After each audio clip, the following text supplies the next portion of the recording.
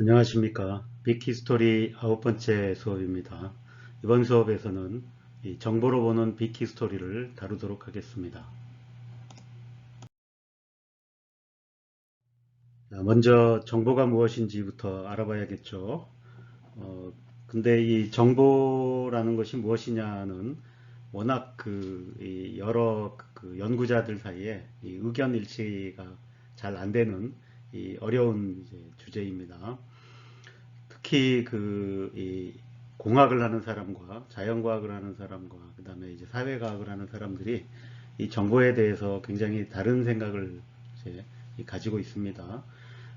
공학을 하면은 주로 이뭐 양적인 면, 그다음에 전달될 때 얼마나 손실이 있고 뭐 이런 쪽에 관심이 많은 반면에 이제 이 사회과학을 하면은 그 정보 전달, 그다음에 그 전달되는 정보의 뭐 의미라든지 가치 뭐 이런 거를 더 이제 중요시하죠.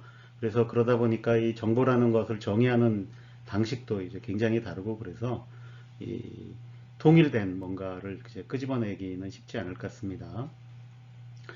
그러다 보니까 또 이 뭐 정의 자체가 이제 모호한데 근데 그걸 가지고 뭔가를 또 이 얘기를 하다 보면 아무래도 기반이 약할 수밖에 없겠죠. 그래서 사실 이 빅히스토리 지난 시간에 에너지로 보는 빅히스토리를 다뤘는데 그 에너지는 이제 물리학에서 명확하게 정의되는 양이어서 우리가 측정도 가능하고 명확하게 양으로 얘기할 수 있지만 정보의 경우에는 일단 뭐 양으로 얘기하기도 뭐 간단치는 않습니다. 그건 우리가 정보를 어떻게 보느냐에 따라서 이 양이 굉장히 또 달라질 수도 있고 그 다음에 뭐 의미나 내용 이런 걸 따질 때도 도대체 정보의 의미가 뭐냐 또는 뭐 정보의 가치가 뭐냐 이런 게 쉽게 이제 이 풀어서 얘기하기가 쉽게 되지 않습니다. 그래서 그래도 아무래도 이제 지난 시간에 에너지에 비해서 이 정보로 보는 빅히스토리 자체가 이 전체적인 이제 얘기가 이 기반이 약할 수밖에 없겠죠. 그래서 음 조금 뭐좀 근거라든지 확실성이 떨어지지만 그 대신에 이제 하나의 그 빅히스토리를 보는 관점으로서 그래서 그러니까 이 그 전체적인 이제 뭐 우주의 역사라든지 아니면 생명의 역사, 그다음에 인류의 역사, 뭐 문명의 역사를 그러니까 이런 관점에서 한번 봐보자라는 의도로 이해를 해주시면 좋을 것 같습니다. 그래서 일단 뭐 그래도 대충이라도 정보가 뭐다라는 얘기를 이제 하고 넘어가야 될 것 같은데 그러다 보니까 굉장히 그 전체에 적용할 수 있는 굉장히 포괄적인 이제 정의로 일단 우리가 지난 시간에 에너지를 다뤘으니까 그럼 이 정보라고 하는 것을 이 에너지의 이 시간적, 공간적, 물질적 분포가 어떻게 됐느냐와 관계된 어떤 무엇 뭐 일단 그냥 분포라고 이제 봐도 나쁠 것 같지는 않습니다. 그래서 이 에너지가 모든 곳에 다 골고루 이렇게 퍼져 있으면 거기에는 별 이제 정보가 없는 것이고 이것이 좀 불균형하게 어디는 많고 어디는 적고 이런 게 있으면 이제 거기 뭔가 이제 정보가 있는 것으로 이렇게 생각하자는 것인데 이렇게 하면은 뭐 워낙 모든 것이 다 그 정보가 되죠. 그래서 우주 자체도 이제 정보가 될 겁니다. 그래서 모든 걸 포함하는 대신에 그러다 보니까 이제 뭐 원래 다 그렇죠. 모든 게 다 들어있으면 결국 그걸로 제대로 할 수 있는 게 없다. 이제가 되는데 그래서 구체적으로 이걸 가지고 우리가 뭘 계산할 수 있냐 이러기는 이제 쉽지 않을 거고 그냥 감각적으로 이제 이런 정도 그래서 이게 이, 어떻게 달라지나 뭐 이제 앞으로 어떻게 변해갈까에 약간의 이제 힌트를 얻는 정도로 생각을 하시고 그 정도로 받아들이시면 될 것 같습니다. 이 대신에 그럼 뭔가 논의를 명확하게 하기 위해서 일단 그렇게 포괄적으로 이제 정보라는 것을 이제 얘기를 해놓고 그 다음에 우리가 다룰 수 있는 뭔가를 해야겠죠. 그래서 일단 그 다루기 위해서 그 우리가 보통 생각하고 있는 이 정보라는 것의 속성을 한번 생각해 보려고 합니다. 그래서 이 정보라는 게 존재를 하려면 그러니까 적어도 이 정보 안에 이제 이런 것이 지정이 되어 있어야 된다라는 것인데 이 첫 번째는 이 매체가 있어야 된다라는 거죠. 그래서 그 정보라고 하는 것이 어디에 저장되고 어떤 방식으로 처리되고 이제 이 다른 사람에게나 아는 또는 다른 곳으로 전달이 될 때 어디에 실려서 가는가. 그러니까 그냥 갈 수는 없는 거니까 이제 그런 거를 이제 물어보는 거죠. 그 다음에 두 번째로는 형식이라고 하는 것인데, 그러니까 이거는 그 정보가 이제 뭐 쉽게 얘기하면 어떤 언어로 쓰여져 있느냐, 그 뭐 이렇게 문자로 되어 있느냐라든지 아니면 사람의 말로 뭐 이제 되어 있는데 그 말이 이제 뭐 특정한 언어라든지 뭐 이런 거, 아니면 이제 컴퓨터 같으면은 이제 숫자로 되어 있죠. 뭐 01, 이게 이렇게 이 디지털로 되어 있느냐, 뭐 이런 거를 이제 물어보는 것이고, 내용은 이제 실질적으로 이제 그 이 정보가 담고 있는 내용을 이제 얘기하는 것인데, 사실 이거는 그 내용에 이제 보통 그 두 가지를 생각해 볼 수 있는데, 그 내용의 의미가 뭐냐, 그 다음에 이제 가치가 있느냐, 이제 뭐 이런 것을 이제 얘기할 수 있죠. 근데 그러면 그, 이, 또 조금 어려운 얘기가 되겠지만, 정보의 의미라는 게 뭐냐, 그 다음에 정보의 가치는 무엇이고 어떻게 재느냐, 뭐 이런 것들을 이제 생각해 봐야 될 겁니다. 근데 어쨌든 이런 관점에서 이제 정보를 살펴보면 우리가 조금 더 구체적인 얘기를 할 수 있을 것 같으니까 그렇게 해보도록 하겠습니다. 그 다음에 이 정보를 이제 계량을 할 수 있으면 물론 좋은데, 그러니까 우리가 에너지는 계량을 할 수 있었는데 정보는 어, 이제 이 정보도 이제 양을 잴 수 있다, 이런 걸 하신 분이 이 그 클로드 셰넌이라는 이제 분이 있죠. 그래서 이 정보의 양을 이제 그 엔트로피하고 굉장히 비슷한 형식으로 해가지고 이제 그 양을 재는 방법을 제시하고 했는데, 그러니까 그런 경우에도 그러니까 이 사실은 굉장히 이제 추상화된 정보에 대한 양을 재는 거죠. 그래서 그 안에 매체와 형식이 정해져 있고, 그러니까 구체적으로 이제 그거를 우리가 이, 그 숫자라든지 이런 걸로 이렇게 나타낼 수 있을 때 이제 잴 수 있는 양입니다. 근데 이 빅히스토리 논의에서는 그런 얘기로서 현재까지 뭐 크게 뭔가 우리가 해볼 수 있는 게 없지 않아서 그냥 그런 게 있다 정도 소개하는 걸로 하고 넘어가도록 하겠습니다. 그 외에도 이 정보의 이제 신뢰도가 얼마나 되고 얼마나 쓸모가 있고 뭐 이런 것들을 이제 따져보기도 하지만, 일단 이런 걸 다룰 정도의 이제 수준에 와 있지 않으니까 여기서는 다루지 않도록 하겠습니다. 대신에 우리가 이제 관심을 가지려고 하는 거는 그 정보가 무엇이든지는 모르겠지만 그 정보가 결국 전달된다라는 의미로서 이제 중요성이 있는 거고, 그 다음에 그 전달을 통해서 이 여러 이제 뭐 여러 사람일 수도 있고, 그다음에 여러 곳일 수도 있고, 뭐 여러 같은 그런 것에 이 공유된 것이 이제 중요하다라는 그런 의미로 이제 전달과 공유를 그런 관점에서 이 정보를 살펴보려고 합니다. 그래서 보면 이 정보가 전달이 되려면 그러니까 이 부호화가 이제 보통 되어야 됩니다. 이제 코딩이라 그러죠. 그래서 이 코딩이라고 하는 건 이 매체와 형식의 이제 변환 같은 겁니다.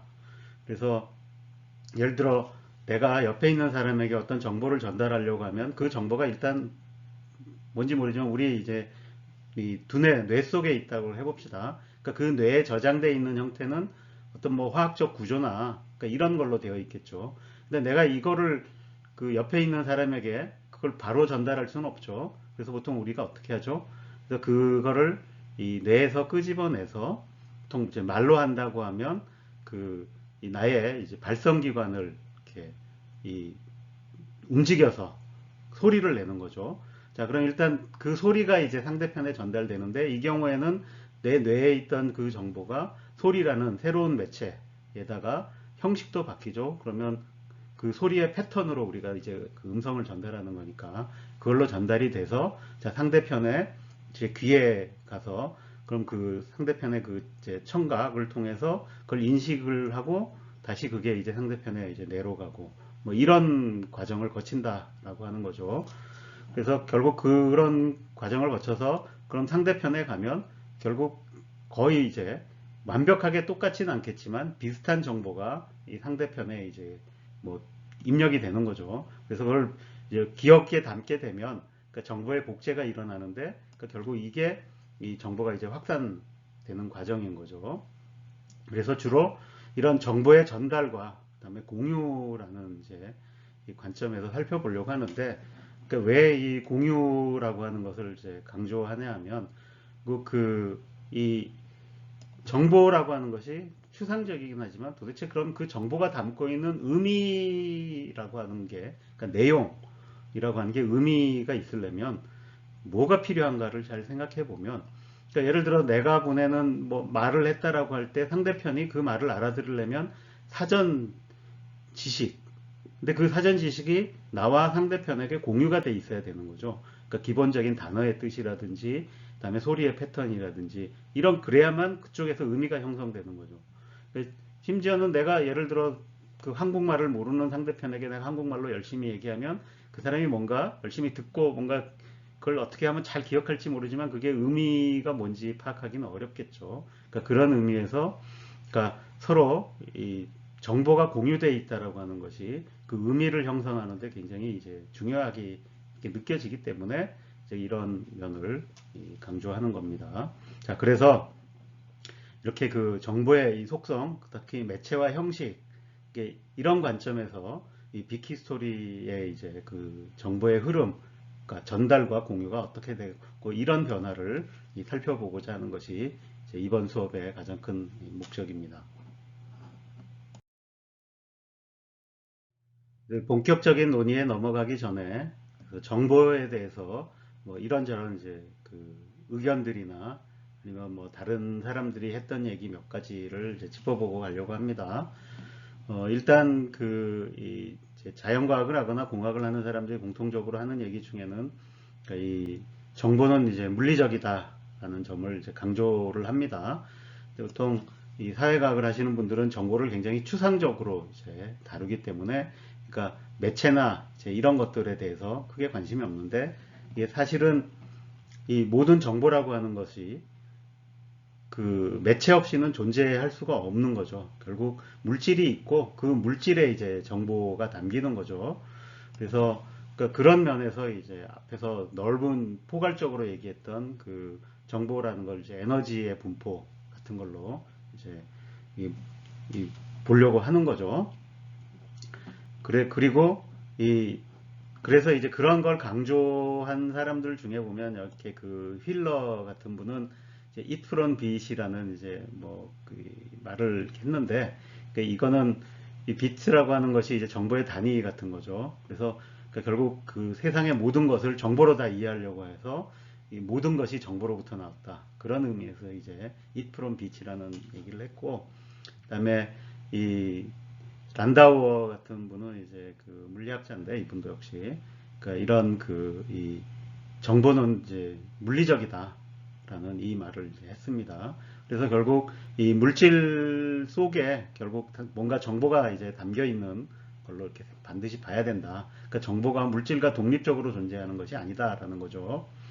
그리고 이 정보의 의미라고 하는 것이 결국 우리가 정보를 이제 해석하는 과정일 텐데 그럼 그게 이 해석이라고 하는 게 정보 처리 과정인데 그 정보 처리는 결코 이 매체와 형식 없이 이제 이루어질 수 없다. 역시 마찬가지로. 그래서 이제 우리가 물질에 기반해서 정보를 다뤄야 된다라는 얘기를 하는 거죠. 그러니까 근데 우리가 물질은 뭔가 느낌상 조금 더 아는 것 같죠. 그래서 이제 물리학 같은 데서 이 물질이 이제 어떻게 변하고 그런 것들을 다루는 물질 동역학이라는 게 나와 있습니다. 근데 그렇다면 이 물질과 정보가 서로 연결되어 있다 그러면 그럼 결국 우리가 물질 동역학으로부터 이 정보 동역학, 그러니까 정보가 어떻게 이제 처리가 되거나 진화를 하거나 뭐 변해가는 거 이런 것들 다 원칙적으로는 다룰 수 있어야 될 것 같은데 실질적으로는 잘 안 된다.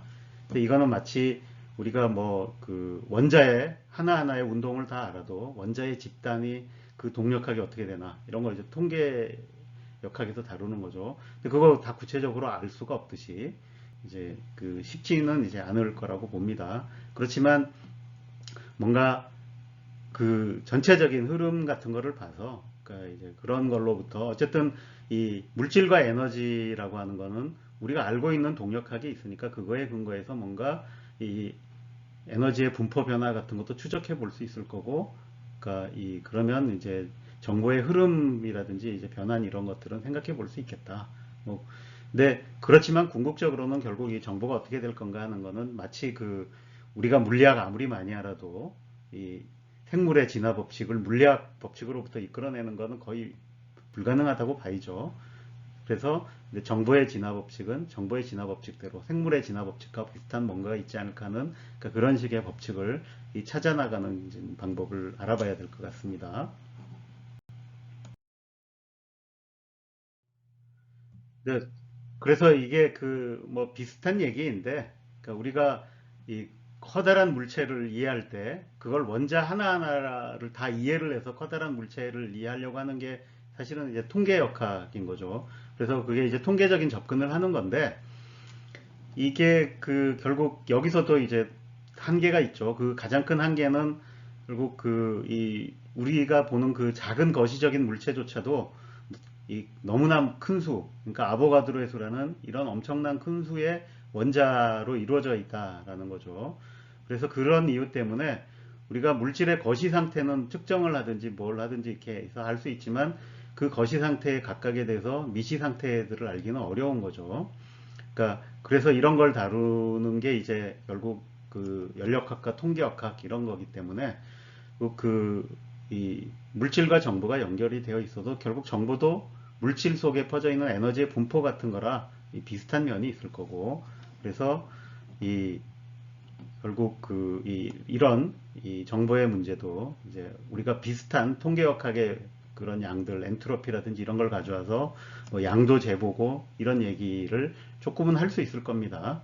예, 그렇지만 여기 이걸 가지고 얼마나 구체적으로 나갈 수 있는지에 대해서 현재는 잘 모르기 때문에 그냥 이렇게 접근하는 거구나 정도 얘기하고 넘어가도록 하겠습니다.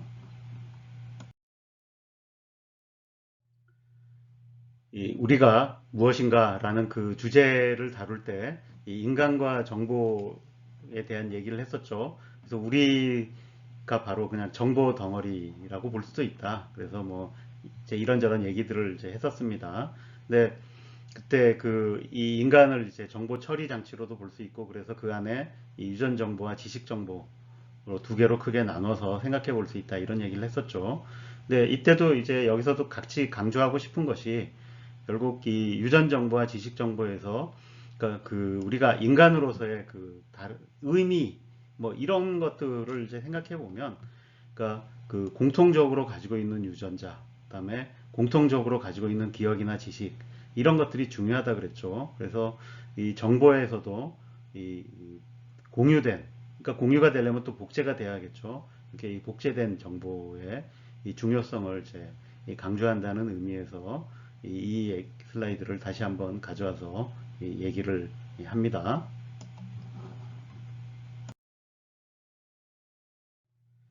이제 빅히스토리에 왜 이 정보 관점의 접근이 필요한지 한번 논의를 이제 해봅시다.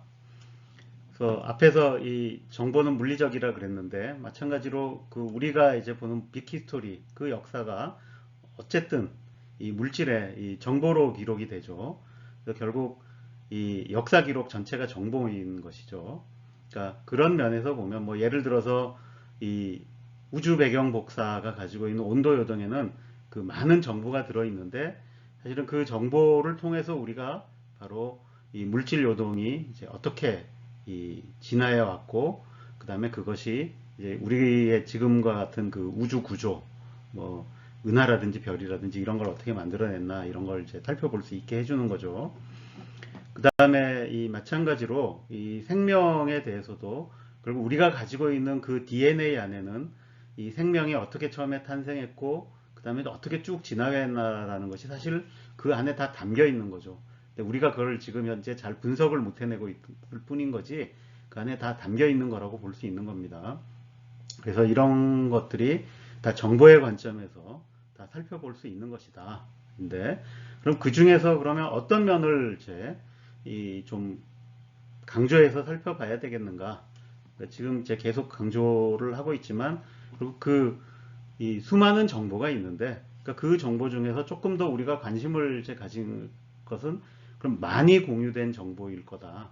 그러니까 왜냐하면 그거는 예를 들어 이 인간도 이렇게 이제 지구에 살고 있는 인간이 우주 전체로 따져서 거기밖에 몇 명밖에 없다 그러면 그러니까 그것이 이제 큰 의미를 가지기는 어렵지 않겠느냐라는 거죠. 그러니까 훨씬 많은 사람의 이제 숫자의 사람이 있다면 그 안에는 훨씬 더 그 복제되고 공유되어 있는 정보들이 있을 거고 그것이 조금 더 큰 의미를 이제 가질 수 있을 거다.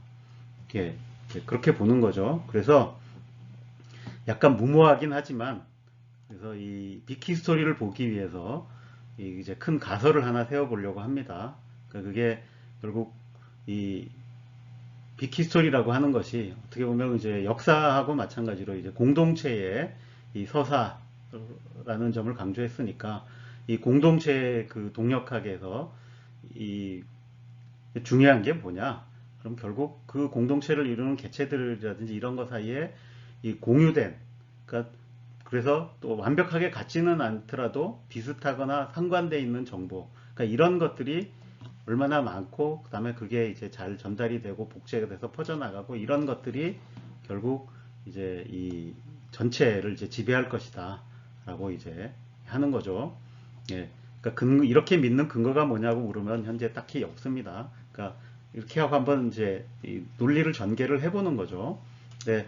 근데 이런 이 공유된 정보가 만들어지려 그러면 어쨌든 이 정보가 생산이 돼야겠죠. 그러니까 이 새로운 정보가 생산되는 과정은 결국 진화 과정일 겁니다. 그리고 이것들은 이 정보 처리 과정에서 그게 뭐 어떻게 생겨나든, 그러니까 돌연변이에 의해서 생기던 뭐, 그러니까 우리가 이제 유성 생식을 할 때처럼 여러 가지 이제 정보들이 섞여서 새로운 또 정보가 만들어지고 이런 것들. 그러니까 그래서 이 생산이 되고 그 다음에 그것이 이제 이 퍼져나가는, 그러니까 이제 정보가 유통이 되는 건데 결국 이거는 그 정보를 복제할 수 있는 능력과 관련이 있겠죠. 그래서 그러니까 이런 것들이 이제 어떻게 복제되고 이런 것들을 이렇게 보려면 그러니까 예를 들어서 생명의 정보 같으면 이제 이게 그 화학 분자들의 그다음에 그 화학의 언어로 이렇게 그 정보가 들어있을 텐데 그게 이제 복제해 나가는 거죠. 이게 생명이 하는 번식 얘기죠. 그 다음에 인간이 가지고 있는 인간 집 사회가 가지고 있는 이 문화라든지 이런 것들도 정보로 볼 수 있는데 그 경우에는 이 유통되는 게 결국 언어나 문자 이런 걸 통해서 소통을 하고 그게 또 각자의 이제 이 머릿속에 기억되고 저장되고 이게 그 안에서 또 하다 보면 또 진화가 일어나죠. 그러니까 이런 과정을 통해서 이제 이게 뭔가 만들어내는 게 아니냐라고 보는 거죠. 그래서 그러니까 이런 이제 기본 가설 밑에 그러면 그러니까 그렇다고 하면 우리가 주로 뭘 봐야 되겠느냐인데 그래서 사실 이 앞에서도 얘기했지만 그러니까 우리가 이 정보의 양을 그러니까 계산한다라는 게 굉장히 이제 모호합니다. 그러니까 일단 그럼 뭐를 정보로 볼 거냐. 그러니까 근데 이게 그 앞에서 뭐 에너지 분포라 그랬는데 그 에너지 분포도 내가 어떤 스케일에서 보느냐에 따라 굉장히 다르게 보일 수 있거든요. 그래서 그러니까 이런 어려운 점이 있으니까 그래서 이 정보의 양과 의미를 이제 직접 헤아리려고 노력하지 말고 대신에 그럼 우리가 그 빅히스토리를 통해서 볼 수 있는 게 뭔가를 생각해 보면 적어도 이 앞에서 얘기했던 이 정보를 이루는 중요한 요소 중에 이 매체와 형식 이런 거와 그 다음에 그것들을 이제 어떻게 정보를 처리하느냐 이런 방식의 변화는 살펴볼 수가 있을 것 같아요. 그래서 그러니까 그런 걸 살펴보면 그걸 통해서 이 정보가 생산되고 확산되는 그런 이 양과 질의 변화를 우리가 살펴볼 수 있을 수도 있다. 그래서 그런 면을 보겠다라는 거고 그 다음에 이 정보가 공유되고 확산되는 과정을 통해서 그런 것들이 이렇게 이 사회를 조직화하고 하는데 어떤 영향을 끼치는가 그거를 한번 이제 살펴보는 거죠. 우리가 동력학을 이해하겠다는 게 아니라 그러니까 이게 아마 그런 결과로 짐작이 된다 이런 내용들을 한번 이제 살펴보려고 하는 겁니다.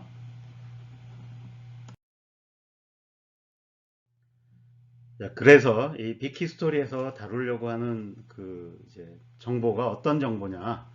어, 일단 그 크게 세 개로 나눠 봤습니다. 그래서 우주의 정보, 생명의 정보, 문화의 정보 이렇게 해서 이제 나눠서 다뤄보려고 하는데 이 여기 보면 우주의 정보는 좀 흐리게 적어놨죠. 그러니까 이 내용은 그걸 이제 그게 과연 이제 말이 제대로 되느냐 그러니까 이런 데에 대해서 이 뒤에 두 개보다 아무래도 확신이 적다. 그러니까 그런 의미입니다. 근데 어쨌든 이 우리가 보면 정보라는 게 처리가 되고 뭔가 이렇게 변화가 일어나고 이런 등등 이 복잡계가 만들어져서 그런 일들이 일어나려면 그 물질이 이제 이 우주 전체에 퍼져 있으면 절대로 그런 일이 일어나기가 힘들고 왜냐하면 우리 우주가 팽창하면서 점점 밀도가 떨어지기 때문에 그러니까 그런 와중에도 어딘가에는 물질이 많이 모여서 이 응집이 일어나고 그러니까 그 안에서 구조가 만들어지고 그래야만 그 안에 정보가 새롭게 만들어지고 유통이 될 수 있다. 그러니까 그렇게 생각할 수 있죠. 예, 그래서 그러면 이 우주에서 일어나는 일 중에 그러니까 정보에서 제일 중요한 게 결국 왜 물질이 이렇게 모이게 됐는가라는 걸 이해하는 게 이 정보 전체를 이해하는데 이제 중요할 것 같아서 그래서 결국 이 우주의 정보라는 이름으로 결국 하려고 하는 건 이제 이 밀도 요동이 어떻게 이런 이 물질이 응집시켜서 구조를 만들어내고 그 안에서 정보 처리가 가능하도록 이렇게 했는가 그러니까 그 작용을 그냥 일단 이런 이름으로 한번 살펴보려고 합니다. 자, 그 다음에 이제 생명의 정보에서는 당연히 그 생명이라고 하는 게 이제 우리가 이해하고 있는 그 생명의 기본 틀, 그러니까 이 유전 정보가 이 이제 DNA, RNA, 단백질로 이루어진 이 체제가 어떻게 그 생명체로 발현되는가, 그러니까 이런 거에 관련된 정보겠죠. 네, 이런 것들을 다루려고 하고, 그 다음에 이런 생명체가 계속 진화를 통해서 결국 이 새로운 이 정보를 만들어내는 그 체계를 이제 이 발명을 해냈죠. 그게 바로 이제 문화 정보라는 건데, 그리고 이게 우리의 이 신경계, 특히 그 중에 이제 두뇌라는 걸 통해서 지식 정보를 이제 만들게 됐다. 그래서 이런 이런 행위, 그러니까 이 두뇌라는 이제 중앙신경계가 있고 이 감각계와 운동계를 통해서 이런 것들이 이제 행동으로 이제 발현이 되죠. 근데 그게 이제 집단을 이루게 되면서, 그러니까 이 만들어내는 뭔가 이 새로운 이제 정보들, 그러니까 이런 것들이 이제 이걸 이제 문화 정보라고 전체적으로 이제 묶어서 이제 얘기를 하려고 합니다. 근데 이 생명의 정보하고 이 문화 정보를 이제 비교해 보면 이제 한번 얘기를 전에 했었죠. 그래서 이 생명의 정보는 이게 생명이 발현되는 과정이 조금이라도 흔들리면 이제 생명체 자체가 이제 발현이 안 되기 때문에 굉장히 안정성이 중요했던 것 같다. 그러니까 그래서 이런 DNA 체계가 만들어졌고, 물론 안정 속에서도 진화를 만들려면 조금의 이 변동은 이제 변이는 허용을 해줘야 이제 되지만, 어쨌든 기본적으로 이제 빨리빨리 변하지는 못하고 안정성을 더 추구하는 이제 그런 이제 이 정보 처리 시스템이 이제 구축이 된 거죠. 그러니까 그에 반해서 이 두뇌를 중심으로 하는 이런 지식 정보 체계는 근본적으로 그 동물들이 개체가 생존하려고 만들어진 거니까 신속한 대응이 굉장히 생명이었죠. 그래서 빨리빨리 반응하고 그 다음에 변화하는 환경에 잘 적응을 하는 게 중요했죠. 그러다 보니까 이 신속성하고 유연성이 이제 더 강조되는 이제 그렇게 돼서 어떻게 보면 굉장히 대조적인 이런 이 정보 처리 시스템인데, 그렇지만 이 두 개가 결국 따로따로 떨어져 있는 건 아니죠. 왜냐하면 결국 문화라고 하는 것이 살아있는 생명체에 의해서 만들어지고 있기 때문에, 그래서 이 두 개가 같이 가면서 이제 어떤 일들이 일어나고 있나를 이해하는 게 현대 사회를 이해하는 거라고도 볼 수 있는 거죠. 예, 그래서 이거를 어쨌든 전체적으로는 몰라도 각각에 대해서 생명의 정보, 문화의 정보의 측면들을 한번 살펴보도록 하겠습니다.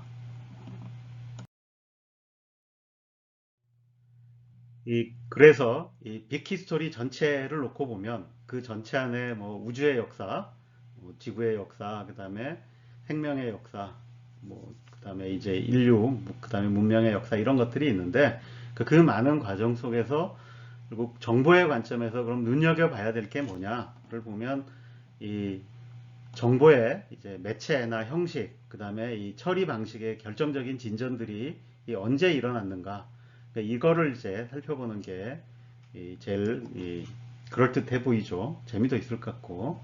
그래서 그러니까 그런 관점에서 이제 그 쭉 몇 가지 뭐 중요하다고 생각되는 거를 이렇게 목록을 만들어 봤습니다. 그래서 뭐 일단 하나씩 한번 이제 짚고는 넘어가 보도록 하죠. 그래서 우주의 탄생. 이건 당연히 모든 게 생겨난 거니까 어떻게 보면 우리가 정보를 담는 모든 매체가 등장한, 그리고 이제 그 뭐 일부 그 학자들의 주장에 따르면 결국 모든 것이 생겨난 게 그러니까 정보의 등장하고 똑같은 거다. 그러니까 이게 그래서 이게 이제 어떻게 보면 가장 중요한 사건인데, 그렇지만 뭐 우리가 여기에 대해서 할 수 있는 얘기가 많지는 않죠. 그래서 우주가 어떻게 탄생했는가에 대해서라든지 이런 거는 그래서 자세하게 다루기는 이제 어려울 것 같습니다. 자, 그 다음에 이제 조금 더 다뤄보려고 하는 것이 이 물질 정보, 그러니까 우주의 정보라는 이름으로 했던 이 밀도 요동이 이제 성장을 해서 어떻게 구조를 만들었는가. 그러니까 이런 게 만들어져야만 그 이제 우리가 보통 지금 이제 보고 있는 그런 정보 처리 과정들이 실제로 물리적으로 가능해지는 거죠, 이제. 그러니까 그런 과정을 한번 보는 게 좋겠다라는 거고, 그 다음에 생명의 탄생이라고 하는 것이 이 생명 정보 체계를 발명해낸 거죠. 근데 이것의 특히 그 큰 의미는 결국 이 자기복제 체제를 만들어냈다는 거죠. 앞에서 정보라는 것이 의미를 가지려면 결국 얼마나 많이 공유되어 있느냐가 중요한 건데, 그 공유라고 하는 건 복제가 되는 거죠. 근데 그러니까 자기 복제라고 하는 건 자기 스스로 그걸 계속 만들어낼 수 있어서 많은 이제 복사본들이 생기는 거죠. 그러니까 그렇게 하면 스스로 이제 의미를 만들어낼 수 이제 있다는 얘기가 되겠습니다. 그래서 이 정보의 관점에서 보면 어떻게 보면 가장 중요한 단계가 저렇게 자기 복제 체계를 이제 만들어냈다. 근데 그게 바로 이제 우리가 지금 얘기하고 있는 생명이라고 하는 거죠. 그래서 이 정보의 의미를 만들어내는데 생명의 탄생이라는 것이 이렇게 생각해 볼 수 있다라는 겁니다. 물론 이제 그 자기복제 시스템하고 진화를 통해서 더 나은 자기복제 시스템을 만드는 게 진화 과정이었으니까 그러니까 그런 걸 하는데 굉장히 여러 가지 그러니까 예를 들어 이 성의 발명 같은 것을 이 진화 방식, 그러니까 진화라고 하는 게 새로운 이 정보를 생산하는 거잖아요. 그러니까 그런 방식의 혁신으로 볼 수 있는 거죠.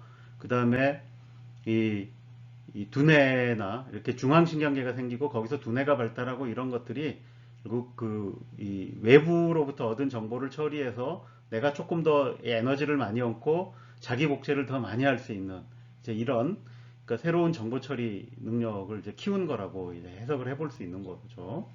그 다음에 그 인간이 이 인지혁명 같은 게 일어나서 이 이제 고도화된 언어를 쓰기 시작하고 그걸 통해 이 집단학습이 가능해졌다라고 하는 것이 이제 결국 이걸 통해서 이 문화정보라는 새로운 정보가 훨씬 더 많이 만들어지고 그다음에 심지어 이거는 생명정보보다 훨씬 빨리빨리 만들어질 수 있는 이제 이런 걸 통해서 이 새로운 이제 정보를 이제 자기 복제 방식으로 만들어낼 수 있는 그런 걸 발명했다라고 볼 수 있는 거죠. 그래서 이런 것들이 이제 중요하다라고 이제 보는 겁니다. 그리고 그 후에 이런 그 문화가 발달하는데 이렇게 결국 이 뭐 예를 들어 문자와 인쇄술의 발명 같은 게 이 문화 정보가 확산과 축적되는데 굉장히 이제 기여를 했다. 그러니까 얼마나 기여했나 이런 건 뒤에 조금 더 살펴보도록 하겠습니다. 그 다음에 이 현대 20세기 이제 이후에 와서 이 전기와 디지털 컴퓨터를 통해서 우리가 이 정보 처리 능력의 획기적인 발전이 있었죠. 그래서 지금 인류가 이제 그 이전 세대보다 훨씬 더 많은 양의 정보를 지금 서로 유통시키고 이제 만들고 있죠. 그래서 그런 의미에서 이런 뭐 인터넷의 발명, 그다음에 이런 것까지 다 그러니까 그런 의미에서 한번 이제 살펴보려고 합니다. 자, 그래서 전체적으로 보면, 그러니까 뭐 이제 그 새로운 이제 매체 아니면 형식 이런 게 등장하고 처리 방식의 이제 개선, 그러니까 이런 걸 통해서 처리되는 그 정보의 양이 확 늘었다든지 뭐 이런 것들이 이제 결국 중요한 사건들이라고 할 수 있는 거죠. 그 중에서도 가장 중요한 사건이 결국 이거라고 생각을 합니다. 그래서 자기 복제 체계를 만들어서 그 정보가 확산되는, 네, 그 굉장히 이제 효율적인 방법을 찾아냈다라는 거죠. 그게 이제 생명이 탄생한 거고, 다시 그 생명이 진화를 거듭해서 결국 이 인간을 통해서, 인간의 뇌를 통해서 이제 문화라는 것을 이제 만들어냈다라는 그런 게 이제 중요하다라고 생각을 하는 겁니다.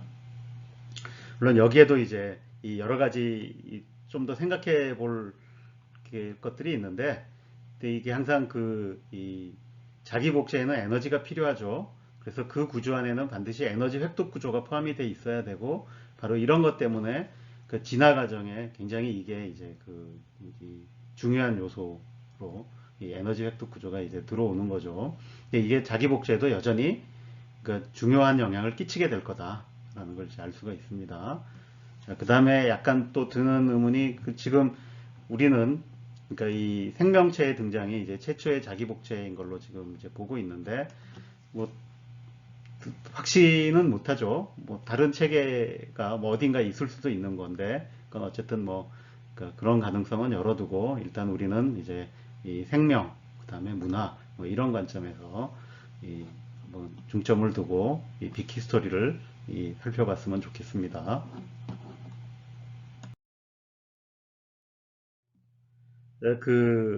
이 정보의 역사를 빅히스토리 대신에 약간 인간적 관점에서도 볼 수 있죠. 그래서 뭐 같은 얘기지만 그 인간에서 보면 언어의 발명이 이제 집단 학습으로 이어져서 이게 결국 큰 집단이 만들어지고 이제 사회 형성되고 문화가 발전하는 나오는 이런 이제 과정이었고, 문자의 발명도 그러니까 그런 의미에서 보면 그 정보의 공유 범위 같은 것이 크게 확대가 돼서 이제 큰 정보에 축적되고 많이 만들어지는 계기가 됐다. 그 다음에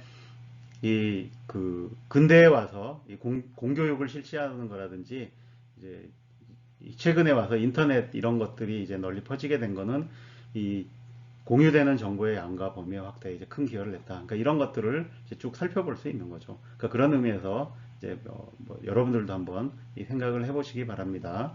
그 다음에 항상 보면 우리가 조금 더 생각해 보면 이런 정보 처리 혁신이라고 하는 것이 항상 새로운 기술과 같이 온다. 그러니까 이 어떤 한 면을 살펴볼 때, 예를 들어 언어의 발명 같은 것을 살펴볼 때, 그러니까 그거와 관련된 새로운 기술이 뭐가 있나를 한 번씩 생각해 보자라는 의미에서 이런 얘기를 하는 겁니다. 그래서 예를 들어 음성 언어의 발명은 결국 그 성대의 진화하고 서로 연결되어 있는 거죠. 그러니까 이게 이제 새로운 기술이 들어온 거죠. 그 다음에 신경세포가 등장한 것도 보면, 그러니까 이게 이제 새로운 기술인 건데, 그러니까 그 전까지는 세포 안에서 그 화학적으로 신호 전달을 하던 거를 전기적 신호 전달로 이제 이 새로운 기술을 도입해서 바꾼 거죠. 근데 결국 이런 것들이 이 중앙신경계를 만들고 뇌까지 이어진 것이다. 그러니까 이런 면들을 한번 살펴보시기 바랍니다. 우주와 정보라는 제목으로 이제 우주의 정보를 다뤄보려고 하는데, 사실 이런 거에 대해서는 좀 대중 교양 서적이라든지 이런 데 보면 좀 거창한 얘기들을 하신 분들이 있습니다. 그래서 그런 데 나오는 얘기들 보면 뭐 우주 자체를 이제 거대한 정보 처리 장치로 보는 이제 관점도 있고, 그 다음에 우주에서 정보가 어떻게 이제 생산되고 뭐 없어지가 이런 것들을 이제 엔트로피 관점에서 생각하는 것들도 많고, 그다음에 그 외에도 여러 가지 이제 관련된 이 얘기들이 많이 있는데 뭐 여기서는 이제 그런 내용을 구체적으로 다루진 않겠습니다. 대신에 이제 앞에서 얘기한 대로 이 밀도 요동에 대한 얘기로 넘어가 보기로 하겠습니다.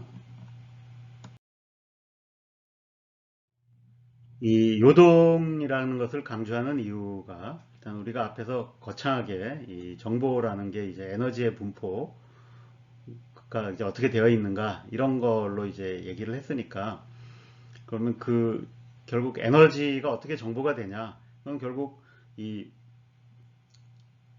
이 에너지가 그 어딘가에 응집이 되고 이제 그런 것들이 이제 뭐 주변에 공유되고 흩어지고 뭐 이런 과정들인 거죠. 그렇게 하려면 결국 이 그 에너지 분포가 이제 균일하지 않은 뭔가 이런 것들이 생겨나는 거라고 볼 수 있는데 그러니까 그것을 이제 기본적으로 이해하는 바탕이 그러니까 그 우주론에서는 이제 밀도 요동이라는 게 생겨서 그러니까 그것이 이 중력의 작용으로 이제 커진다라고 하는 것이죠. 그래서 이렇게 한번 그 물질이 뭉치면 그 다음부터는 이제 중력의 역할은 이제 사라지고 이제 그 중력은 그걸 할 수 있는 상태로 만들어주는 역할을 이제 하는 거죠. 그러니까 그 다음에 이렇게 별이나 지구가 형성된 다음에는 그러니까 그 이후에는 주로 이제 전자기력에 의해서 현재 모든 것이 이제 이루어지는 걸로 보입니다. 근데 어쨌든 그래서 그러니까 이런 관점에서 보면 이렇게 이 물질의 요동이라고 하는 것이 모든 그 우주에 생겨난 이 다양성과 이 복잡성의 기원이니까 이런 거를 이제 한번 짚고 넘어가 보도록 하겠습니다. 그 우주의 이 물질 분포를 보면 우리가 그 우주의 역사할 때 설명을 했었죠. 그래서 큰 규모에서 보면 그 우주는 어디나 다 똑같다. 그래서 균일한 모습을 보이지만 내가 이제 자세히 들여다봐서 작은 거리, 물론 여기선 작다 그래도 그 은하 뭐 이런 은하단 이런 것보다 훨씬 더 큰 거리 규모입니다. 근데 그러니까 그런 데서 보면 이제 다양한 구조물들이 존재한다 그랬는데 결국 이게 우리 우주가 시작할 때 뭔가 이 좀 작은 크기의 밀도 요동이 있어서 이제 그것들의 성장에 의해서 이런 구조가 만들어졌다라는 거고 그래서 현재 이런 이 구조들이 관측이 된다라는 거죠. 그다음에 이런 많은 구조들 중에서 이 우리의 존재와 직접적으로 연결되는 구조가 바로 이 별과 행성인 거죠. 그래서 이런 구조들이 이제 어떻게 생겨날 수 있었겠는가라는 건데 이제 이런 이 우주 구조물들의 기원을 생각을 해보면 그래서 이게 이제 중요한 이유는 계속 강조했었죠. 그 물질이 충분히 밀집된 곳에서만 우리가 존재할 수 있습니다. 근데 충분히 밀집이 돼야 돼요. 그래서 그러니까 그 현재 예를 들어 지구의 밀도, 우리 몸의 밀도도 비슷하죠. 지구의 이제 밀도하고 비슷하고, 그다음에 태양의 밀도도 다 비슷합니다. 그러니까 이런 밀도가 우주의 평균 밀도에 비해서는 뭐 어마어마하게 이제 높은 거죠. 그래서 이게 그럼 어떻게 만들어질 수 있었냐라는 것을 현재 우주론에서는 이렇게 설명을 하고 있습니다. 초기에 굉장히 작은 이제 밀도 요동이 있었는데 그게 한 10만 분의 1 정도 되는 밀도 요동이 있었는데 그 중력이라고 하는 것이 이 물질들 사이에 이제 인력만 작용을 하니까 물질이 조금 더 많은 데는 주변에 있는 물질을 더 끌어모으고 없는 데는 그래서 물질이 더 사라지고 그래서 이게 이제 더 증폭이 된다. 그래서 이런 걸 이제 이 밀도 요동이 이제 성장이 된다라고 얘기합니다. 그래서 이런 것들을 실제로 이제 이 연구자들이 이렇게 시뮬레이션을 해보면 중력의 작용으로 처음에는 굉장히 균일해 보였던 것이 시간이 지나면서 이렇게 구조가 만들어지는 것들이 보이죠. 그래서 충분히 설명할 수 있다라는 거죠. 그래서 이 현재의 그 여러 가지 구조들에 따라서 이 밀도 요동의 크기가 다른데, 그러니까 이 밀도 요동이 거의 안 자란 것, 이게 이제 우주 배경 복사는 이게 그 복사라서 이 밀도 요동이 자라지 않습니다. 오히려 우리가 그렇기 때문에 이걸 통해서 처음에 이 밀도 요동의 크기가 10만 분의 1 정도였을 것이다. 이제 예상을 하고 있고, 그다음에 우리 같은 이런 별이나 행성 같은 이런 물질들은 이제 점점 더 많은 곳으로 모여들어서 이 밀도 요동이 커지죠. 그래서 은하 정도 되면 이제 10만, 그러니까 10의 5승 정도 되죠. 엄청나게 커졌죠. 이 10의 10승배. 그러니까 100억 배가 커진 거죠. 근데 거기에 또 별이나 행성을 생각해 보면 훨씬 더 밀도가 높습니다. 그래서 생명이 탄생하려면 그러니까 대략 이 정도, 그러니까 1g per 이 세제곱 센티미터는 돼야만 이제 생명이 탄생한다고 보면, 그러니까 이 물질이 뭉쳐서, 그러니까 이 처음보다 이 정도로 커져야만 이제 가능하다라는 거죠. 그래서 어쨌든 이게 이런 거를 이제 이 태초에 밀도 요동이 있었으면 이제 설명이 가능하고, 이런 것들 속에서 이제 우리가 탄생한다, 이렇게 보는 겁니다. 자, 그렇다면 이제 남아있는 의문은, 그럼 그 태초의 그 10만 분의 1이라는 밀도 요동은 왜 생긴 거냐? 네, 뭐 그럼 원래부터 있던 거다라고 끝낼 수도 있는데, 근데 여기에 대해서 이 우주론에서는 이 1980년대에 그 새로운 이제 그걸 설명할 수 있는 이제 새로운 아이디어가 제안이 됐습니다. 그래서 이제 그게 급팽창 이론이라는 것인데, 이 급팽창 이론이 현재 이제 이 빅뱅 우주의 모습을 만들어내는데 굉장히 성공적인 모형이었기 때문에, 이제 현재는 거의 표준 우주론의 일부로서 받아들이고 있는데, 놀랍게도 그 급팽창이 왜 그렇게 작은 밀도 요동이 생기는가까지 설명을 할 수 있더라라는 것을 찾아낸 겁니다. 그래서 그러니까 기본적인 아이디어는 굉장히 이 물리학의 이제 어려운 개념들이 나오는 내용이라 이 상세하게 설명하기가 좀 그렇습니다. 예, 내용이 너무 난해하죠. 근데 기본적인 것만 이제 아이디어만 설명을 하면, 그 급팽창이라는 게 우리의 그 공간이 굉장히 그 빠른 속도로 가속되면서 팽창하는 과정입니다. 이렇게 하면 이렇게 우리 우주가 굉장히 평평해지고, 그 다음에 균일해집니다. 왜냐면 쭈글쭈글 하던 것들이 다 펴져 버리는 이런 일이 생기니까. 그러니까 그렇게 하면 모든 그 요동이 사라지는 거 아니냐라고 생각할 수 있는데, 근데 이때 이 사라지지 않고 남는 요동이 하나 있는데, 그게 뭐냐면 이 급팽창을 일으키는 급팽창 그 장이라는 게 있는데, 급팽창이 일어나는 이유가 그 급팽창 장이 있어서거든요. 그러니까 그거의 에너지로 일어나는데, 그 장이 가지고 있는 이 양자요동. 근데 이 양자요동은 이렇게 살아 있는 거죠. 이게 요동을 치다가 결국 이게 그 공간이 갑자기 확 팽창하면 그 요동이 그대로 얼어붙어서 이제 남을 수 있다. 근데 그게 결국 나중에 이제 중력의 작용으로 이제 커질 수 있고, 그래서 그래서 급팽창창에 가지고 있던 양자요동이 이제 급팽창에 의해 밀도요동으로 바뀌고, 그게 이제 10만 분의 1 정도의 크기를 주면 성공적으로 현재의 모습을 설명할 수 있다. 뭐 이렇게 얘기하고 있습니다. 물론 이거는 이제 근데 아직까지 이제 관측으로 검증된 얘기는 아니고, 그러니까 이론적으로 이제 가장 유력한 이제 이 제안으로 이제 보여지고 있는 거죠. 물론 그 앞에는 이제 더 어려운 질문들이 사실 남아 있습니다. 그래서 그러면 급팽창은 왜 일어나게 됐느냐, 뭐 이런 것. 근데 결국 이거는 이제 그 시공간과 물질의 궁극적 기원이 무엇인가 하고 연결되는 거라서, 현재는 그럴듯한 이제 답은 없다 정도로 알고 넘어가시면 될 것 같습니다. 자, 다음으로 이 생명의 정보로 넘어가 보겠습니다. 우리가 그 생명의 역사 다룰 때 생명이란 무엇인가 이런 거 물었었죠. 근데 거기에 뭐 생명의 정의를 막 하다가 이 정보의 관점에서도 이제 생명을 볼 수 있다, 뭐 이제 이런 얘기도 했었고, 그 다음에 그 물질이 어떻게 생명이 되는가라는 거를 이제 이 에너지의 관점에서도 이제 볼 수 있지만, 이 정보의 관점에서도 볼 수 있는데, 결국 이거는 뭐 앞에서 계속 강조하고 있었던 이 정보의 자기 복제 이 시스템을 만들어낸 것이다 라고 보는 거죠. 그게 이제 어떻게 가능하냐라는 거를 정보의 관점에서 이렇게 풀어볼 수도 있는 거죠. 그래서 이 생명을 이해하는데, 그래서 이제 정보가 왜 중요하냐에 대해서, 그러니까 결국 몇 사람들이 한 얘기지만, 그러니까 모든 것이 정보로부터 나왔다, 이렇게 극단적으로 보시는 분들도 있죠. 그래서 그분들에게는 이런 얘기도 하죠. 그래서 이 정보가 먼저다라는 의미에서 이렇게 닭은 달걀이 이제 수를 늘리는데 쓰는 생존 번식 기계다, 뭐 이런 얘기 합니다. 그래서 이 달걀 안에 있는 그 정보 체계가 그걸 더 이제 정보를 복제하기 위해서 이 닭이라는 이제 이 기계를 이제 활용한다라는 거죠. 심지어 이런 거에 이제 다른 뭐라 그러죠? 변형된 이제 버전들도 있는데 그 중에 이런 것도 있습니다.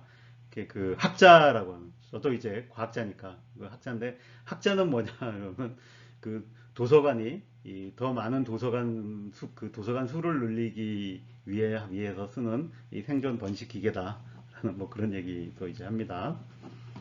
자, 그 다음에 이 그럼 생명이라고 하는 게 또 뭐냐? 그럼 그게 외부 정보를 획득하고 처리를 해서 그걸 통해 더 많은 에너지를 얻고, 이제 정보 처리를 통해 더 많은 에너지를 얻고, 그걸 통해 결국 자기 자신을 또 복제해내는 이제 그런 것이다. 라고 이렇게 또 이제 보는 거죠. 그러니까 그건 아예 이제 생명이라고 하는 것이 결국 정보 처리 기관이다라는 얘기를 하는 건데, 이제 그걸 약간 다세포 생물이 등장했을 때 보면, 이 다세포라는 게 이제 세포가 여러 개 모이면은 이게 잘 작동해서 결국 개별 세포보다 뭔가 더 이 많은 이제 에너지를 획득하려면 이 조직적으로 움직이는 게 이제 필수이다. 그리고 그렇게 조직적으로 움직이려면 이 세포 간의 정보 공유가 필요하다. 그럼 결국 이 정보 공유 채널을 만들어야 되겠죠. 그래서 이 화학적 연결망이라든지 전기적 연결망을 이제 만들어냈다. 이게 이제 그럼 다세포 생물 또는 더 나아가서는 그 개체들로 이루어진 사회가 만들어지는 과정을 이 정보 관점에서 이해하는 방식인 겁니다. 그래서 이 생명 정보에 대해서는 생명의 역사에서 어느 정도 이제 다뤘으니까 그냥 여기서는 다시 이렇게 뭐 몇 가지 간단하게 얘기만 하고 넘어가도록 하겠습니다. 그래서 이 정보 처리 장치로서의 생명체를 보면, 그러니까 두 가지를 하고 있다, 그죠?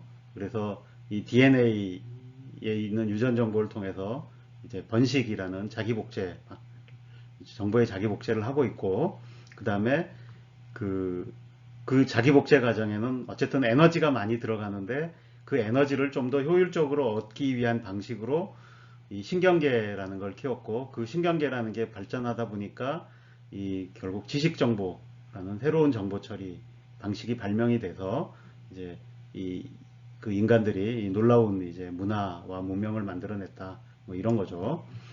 그래서 그 중에 이제 생명의 정보를 우리가 앞에서 봤던, 그러니까 이 정보를 보는 관점에서 보면 이제 매체, 형식 이런 걸 보는 거죠. 그래서 생명의 정보는, 그 매체는 뭐냐? 결국 화학인 거죠. 그 화학 반응이 매체인 건데, 그 안에 이제 이 DNA, RNA, 단백질로 이어지는 이런 거대 분자들을 매체로 해서 보면, 그 형식은 보면 가장 그 밑바닥에 깔려 있는 이 DNA는 기본적으로 네 가지 종류의 염기 가지고 그 서열로 하는 거죠. 그러니까 이게 사진수 형식으로 되어 있다는 걸 알 수 있습니다. 근데 실제로 작동을 할 때는 이거를 정보 처리를 하죠. 이 처리는 결국 번역하는 건데, 이 사진수를 20여 종의 아미노산으로 번역해서 이 단백질을 만들어내고, 그 단백질이 바로 이 생명의 기능을 이제 하는 거죠. 그래서 결국 그러면 이 정보의 내용이 뭐냐라고 하면, 결국 이런 뭐 형식 이런 거 다 담겨 있지만 결국 이런 이제 이 기능으로서 이 생명 활동을 내는 게 이 생명의 정보의 의미가 뭐 그 내용 정도 되겠죠. 그럼 그런 게 이제 고정되어 있지 않고 또 진화를 한다라는 것도 굉장히 중요하죠. 그러니까 뭐 진화에 대한 얘기는 다음에 이제 진화의 관점에서 볼 때 한 번 더 자세히 다루도록 하겠습니다. 이 생명이 이 자기 복제를 계속하려면 그 에너지가 필요하다 그랬죠. 그래서 그 에너지를 이제 효과적으로 잘 획득하려면 뭔가 이제 특히 이제 남들보다 더 획득을 잘 하려면 이 전략 같은 게 이제 필요했다라는 거죠. 근데 특히 그래서 이제 이 포식이라는 새로운 에너지 획득 방식이 이제 생겨나면은, 이게 결국 이 어떤 이제 그 문제를 풀어야 되는 거죠. 그러니까 그 정보 처리를 통해서 이제 문제를 풀어야 되는데, 그러니까 그 문제가 일단 첫 번째는 이 그 음식물이 이제 많은 곳과 적은 곳을 가려서 많은 곳으로 이동을 해야 되는 거죠. 예. 그래서 이제 그 이동 수단이 생겨야 되는 거고, 그걸 제어를 해야 되는 거고, 그 다음에 이 음식물이 어디가 많은지 그걸 이제 내가 감지를 해내야 되는 거죠. 자, 그 다음에 음식물이 이제 찾아내도 이게 먹을 수 있는 건지, 먹으면 죽는 건지, 이런 것도 판단해야 되겠죠.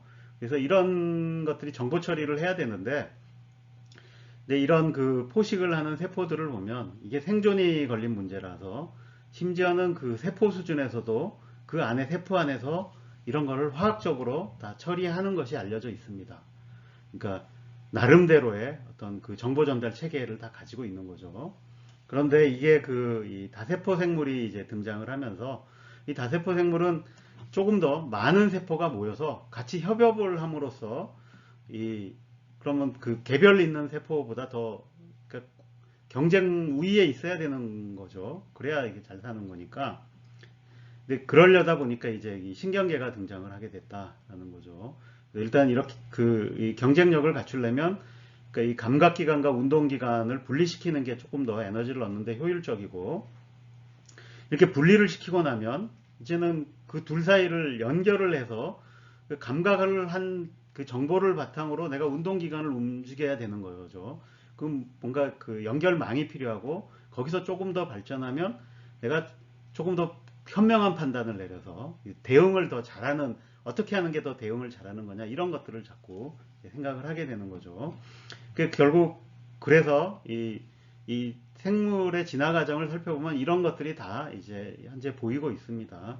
그래서 신경계가 생기고 점차적으로 이제 그 중앙신경계가 생겨서 조금 더 나은 전략을 구사하는 이제 이런 건데, 이게 보면 그 포식이라는 게 결국 이 포식자가 있으면 또 피식자가 있죠. 그 다음에 대부분의 경우에는 이 포식자가 항상 포식자가 아니라 또 다른 포식자의 피식자이기도 합니다. 그래서 이 피식자와 포식자는 항상 고민이 많은데, 그래서 어떻게 하면 남을 잡아먹고 나는 안 잡아먹히고, 이런 문제를 이제 풀어야 되는 거죠. 그래서 이런 이 피식자와 포식자가 이 공진화를 하는데, 결국 이게 계속 어떤 그 학자들의 표현을 주자면 이제 군비 경쟁 같은 게 일어나는 거죠. 그래서 항상 이 새로운 전략 개발에 이제 이 진화 압력이 이제 항상 있는데, 그래서 그런 거를 이제 전략을 잘 세우고 뭐 대처를 하려다 보니까 이 학습이 필요합니다. 그러니까, 어떤 경우에 내가 이렇게 했더니 성공을 하고 어떤 경우에는 실패를 하더라라는 걸 기록해 놔야 되는 거죠. 그럼 기억 장치가 필요하죠. 그다음에 그걸로부터 또 판단을 해서 기억된 정보로부터 현재 상황을 또 받아들여서 분석을 해서 대응을 해야 되는 거죠. 그러다 보니까 단순한 학습에서 또 더 발전을 해서 이제는 그 상황 예측을 하는 이제 이 모형 같은 거를 생각해 보게 되는 거죠. 그러니까 이런 과정을 거쳐서 이 중앙신경계가 이제 계속 발전을 해왔던 겁니다.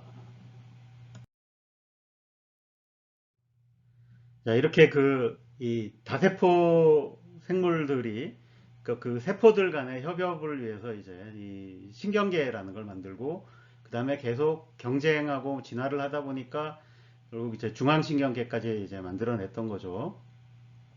근데 여기서 그 다음에 이제 또 한 단계 더 이제 이 업그레이드된 버전이 이 진화를 통해서 등장을 하는 거죠.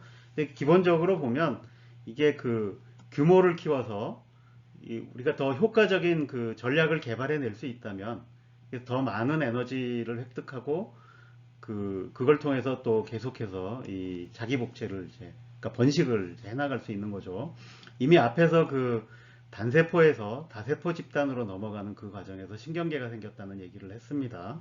근데 이번에는 그렇게 만들어진 다세포 생물들이 또 이제 이 개체 하나하나가 독립적으로 행동하는 것보다 그 집단으로 모여서 그 집단이 다시 뭔가 활동을 하면 조금 더 많은 이제 에너지를 얻을 수 있는, 그러니까 이런 상황이 이제 만들어진 거죠. 그러니까 그럼 요번에는 결국 그럼 또 이렇게 이제 개체들로 이루어진 집단이 생기면, 그러니까 거기서도 결국 협업이 되고 하려면 이 정보의 소통과 공유가 중요하겠죠.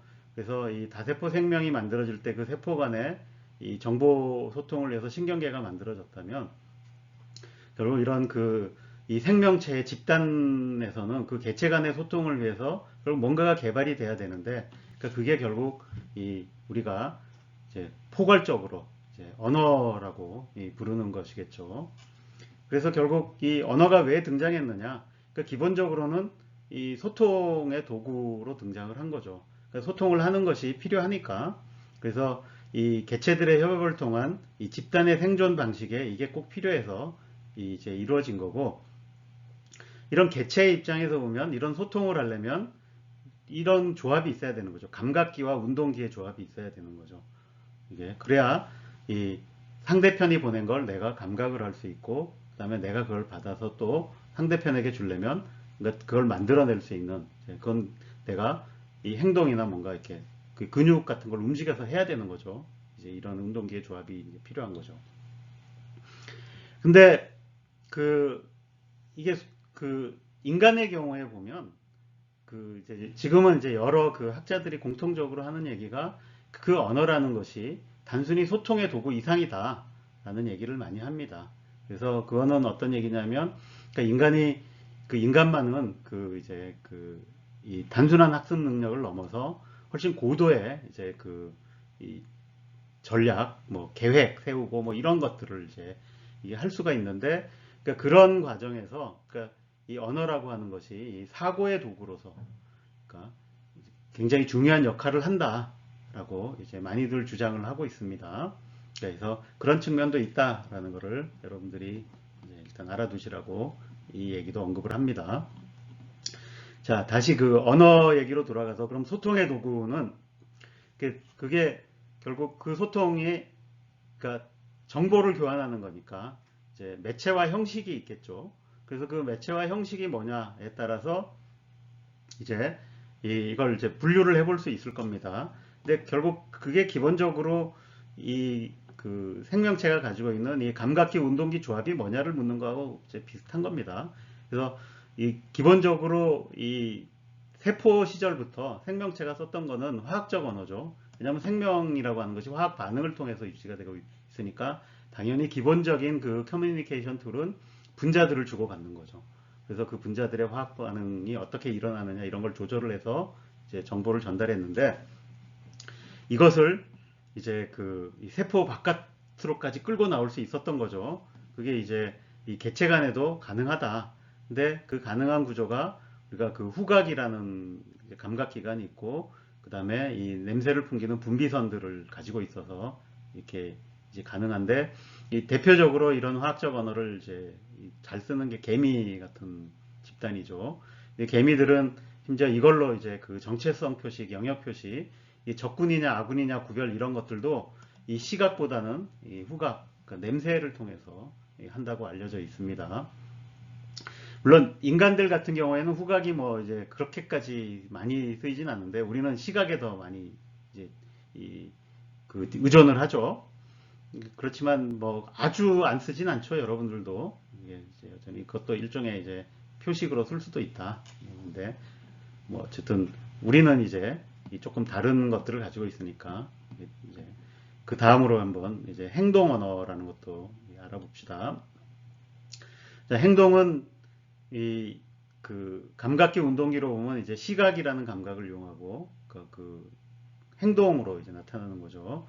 근데 진짜로 이거를 진지한 언어로 이제 쓰는 동물도 있습니다. 그게 이제 벌들이죠. 이 꿀벌들이 그 이렇게 자기가 이제 정찰 같은 거 나와서 어디에 이제 꿀이 많다 이런 걸 알아와서 그 벌집에 오면 그 나머지 벌집에 있는 벌들한테 어디로 가야 된다라는 걸 알려주죠. 근데 그 알려주는 언어가 바로 이 춤이라 그럽니다. 그래서 이 춤 가지고서 어느 방향으로 얼만큼 가면 있다 이런 걸 알려준다고 합니다. 물론 이제 이 다른 동물들도 이제 보조적으로 이렇게 몸짓 같은 거 쓰죠. 그 다음에 인간 같은 경우에는 표정이 굉장히 발달해 있죠. 그러니까 이런 걸 통해서 이것도 이제 언어로서 어느 정도 이 작용을 이제 한다. 이런 것들은 이제 알고 있는 사실입니다.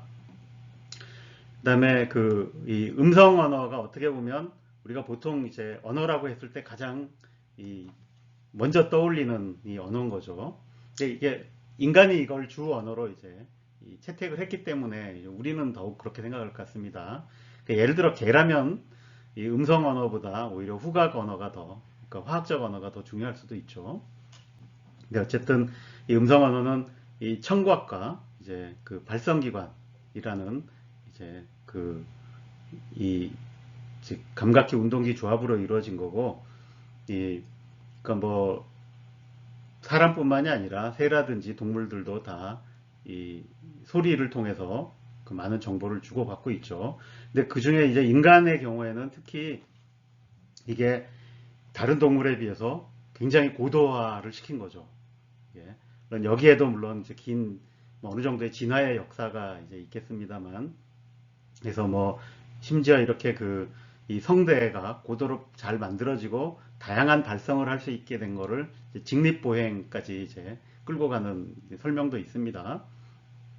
그래서 어쨌든 그런 것들을 통해서 우리가 그 다른 동물보다 훨씬 다양한 소리를 내고, 그러니까 그거를 이제 인식을 해서 서로 의사소통을 이제 하게 이제 된 거죠. 이렇게 그 인간에게 이제 음성 언어가 생겼다라고 하는 것이 그 인간이 이제 집단을 크게 키우고 그다음에 그걸 바탕으로 이제 다른 여타 종들보다 훨씬 더 많은 에너지를 획득할 수 있게 되는데 이 기반이 이제 된 걸로 보이죠. 예. 그러니까 그래서 이 단계가 어떻게 보면 이 이제 인간 집단에서 이 새로운 체계, 그러니까 문화 정보라고 하는 것이 생기는 단계로 넘어가는 이제 중요한 고비라고 볼 수 있을 것 같습니다. 그래서 그러니까 그런 의미에서 일단 이 정보 처리 장치로서 그러니까 인간 또는 그 인간의 집단을 이렇게 그림으로 한번 이제 도식화해 봤어요. 그래서 우리는 어쨌든 이 다세포 동물, 조직을 갖춘 다세포 동물로서 이런 체계를 갖추고 있죠. 그래서 신경계를 가지고 있고 이 중앙신경계로 이제 뇌를 가지고 있습니다. 근데 이 뇌가 이 다른 개체하고 이제 그 정보를 주고받죠. 물론 다른 개체뿐만이 아니라 사실 이런 게 발달한 건 일단 그 주위 환경으로부터 정보를 얻어내고 그 다음에 그 정보를 바탕으로 행동을 해서 이제 더 많은 에너지를 획득하고 그걸 바탕으로 또 더 많은 번식을 하는 그런 게 가장 기본적인 목적이었는데, 근데 일단 한번 이런 정보 소통 체계가 만들어지면 그게 꼭 그런 데만 쓰이지는 않겠죠. 그래서 다른 개체와의 당연히 그 정보도 주고받을 수 있을 겁니다. 근데 그런 과정에서 결국 이게 이 다른 개체하고 소통이 원활하게 된다면 이제 그러면 내가 이런 학습을 통해서 이 환경에 잘 적응하는 것은 사실 이 기억이 굉장히 중요하게 작용을 하죠. 그러니까 내가 학습한 내용을 기록을 해두고 그걸 바탕으로 반응을 해야만 단순하게 이런 환경에서는 이렇게 반응한다, 이것보다 훨씬 더 훌륭한 전략을 만들어낼 수 있을 겁니다.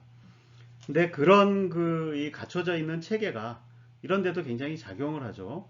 그래서 그러면 여럿이 모이면 이제 각자가 가지고 있는 이런 기억 장치들이 있을 거고, 그럼 그 기억 장치에 들어있는 정보들을 서로 교환을 할 수 있겠죠.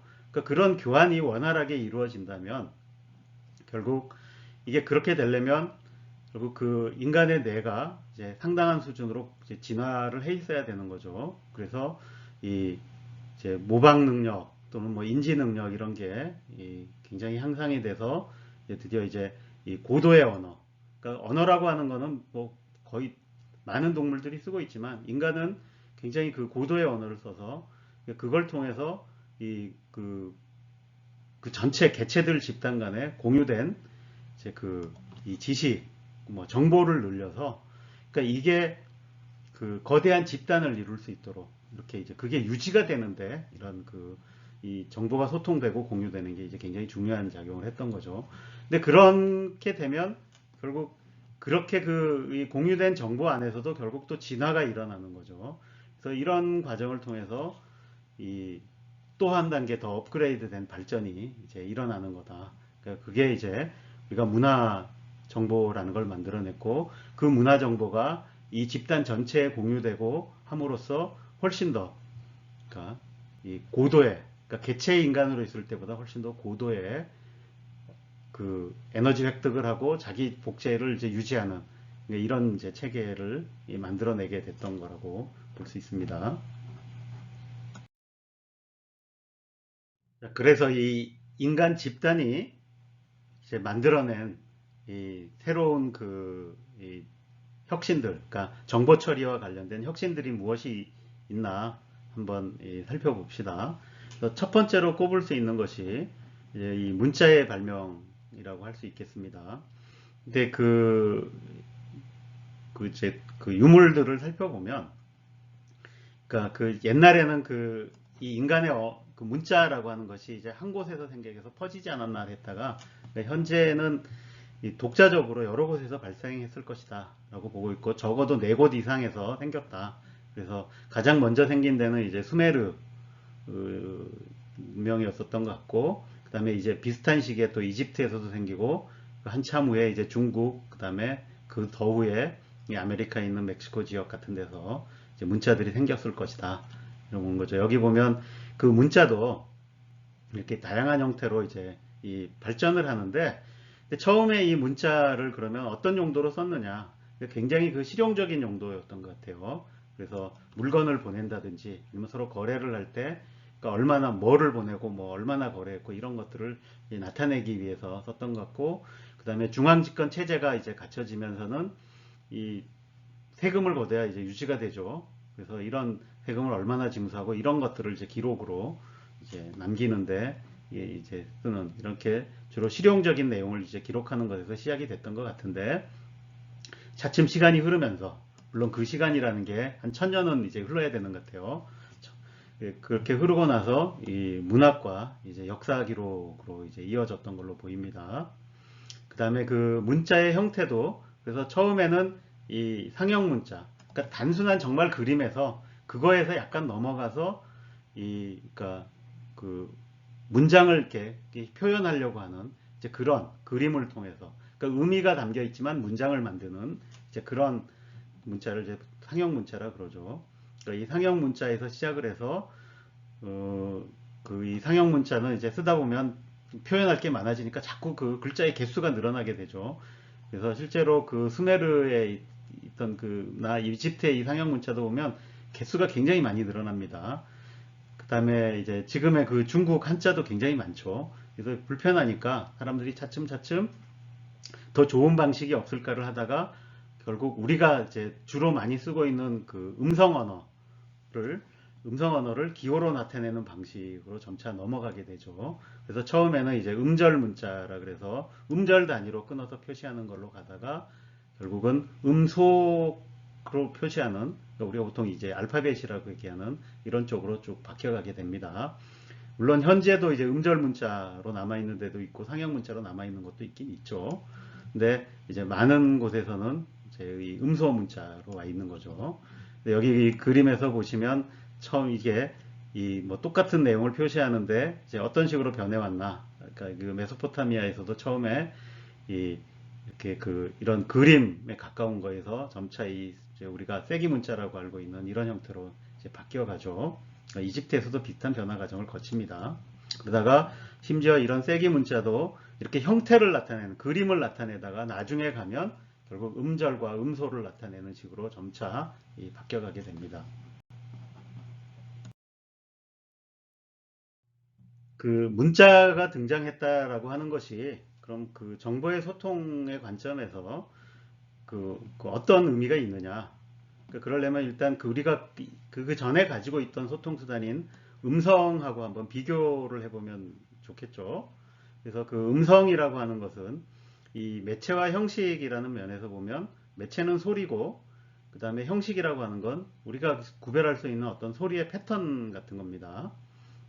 이제 구체적인 설명은 좀 복잡하지만 어쨌든 이렇게 그냥 대충 하기로 하죠. 그 다음에 그 감각기와 운동기로 보면 이제 청각과 발성기관이라고 볼 수 있는 거고, 그래서 이 정보 소통 수단으로서 이제 음성하고 문자를 비교해 보면 그 음성의 장점은 우리가 몸에 그 발성기관과 감각기관을 다 가지고 있죠. 청각을. 그래서 언제 어디서나 즉각 이용 가능하다.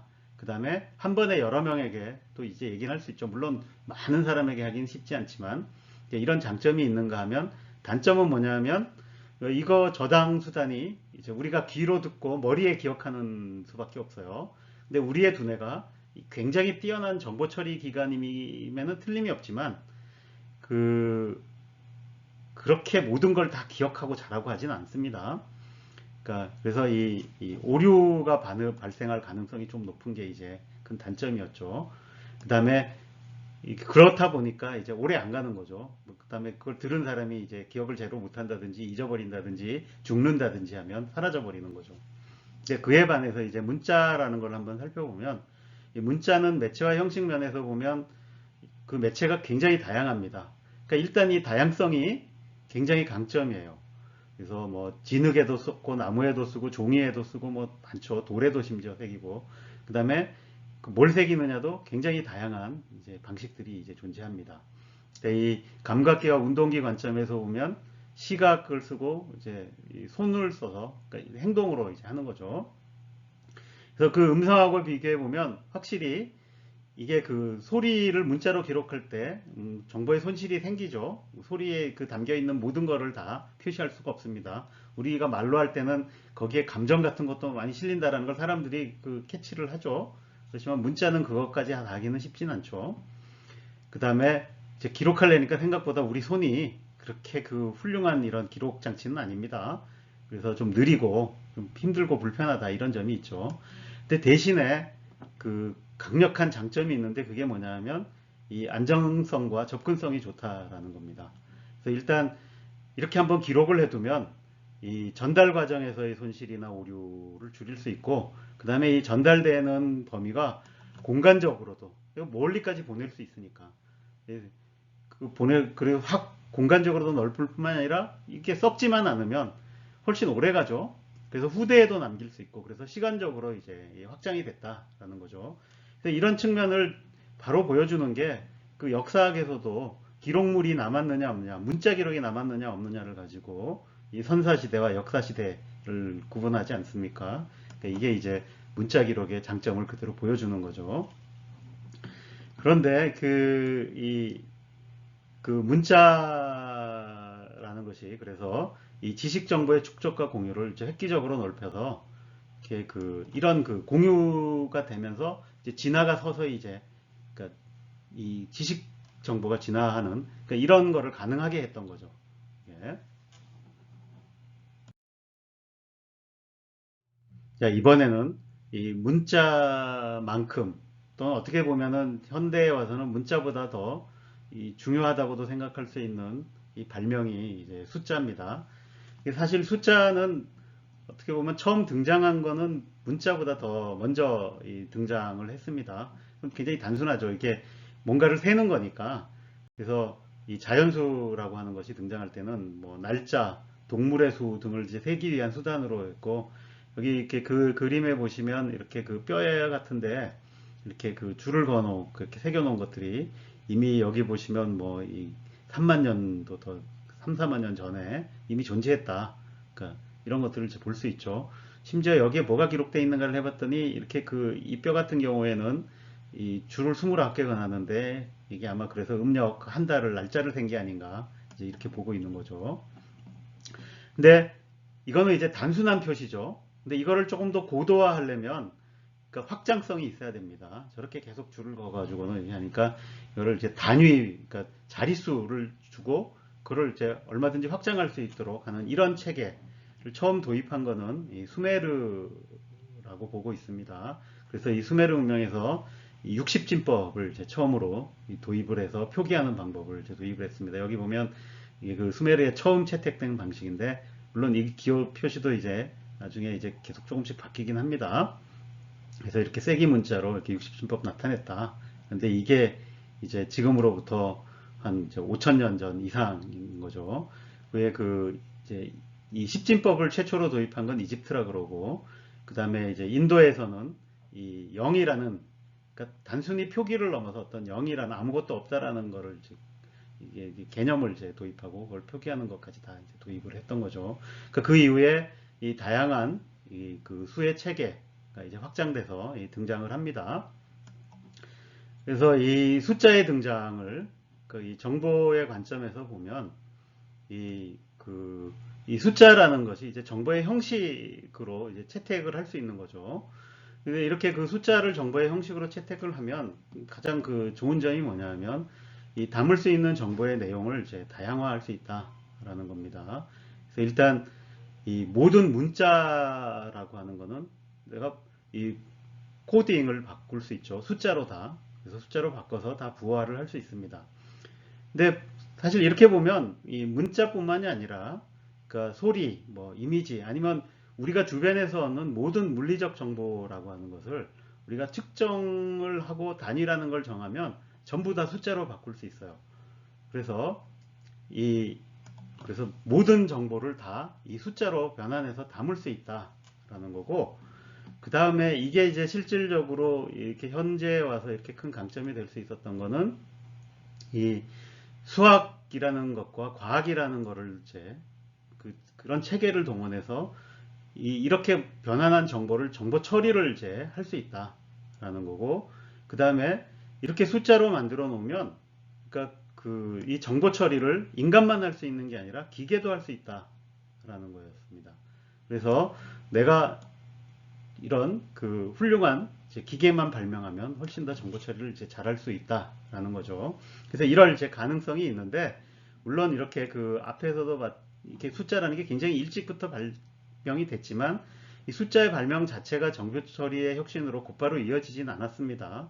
근데 이럴 가능성을 담아두고 있었던 거죠. 그러다 그게 이제 이 새로운 매체나 형식, 그 다음에 정보 처리 방식이 등장하면서 비로소 이제 빛을 발하게 된 것이죠.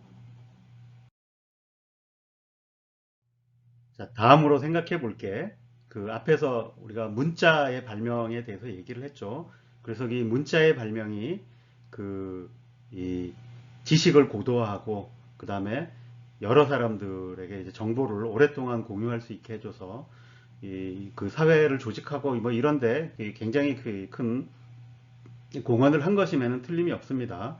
그러니까 그렇지만 그것보다 훨씬 더 큰 이제 이 영향이 나타난 거는 이 인쇄술이 이제 등장을 해서 그러니까 이 문자로 기록된 이 정보들을 널리 확산을 시킬 수 있는 게 이제 계기가 돼서 된 것입니다. 그러니까 그런 의미에서 이 인쇄술이라는 것도 그러니까 우리가 현대 사회로 오는 과정을 이해하는데 굉장히 중요한 것 같아서 한번 이제 얘기를 이제 해보려고 합니다.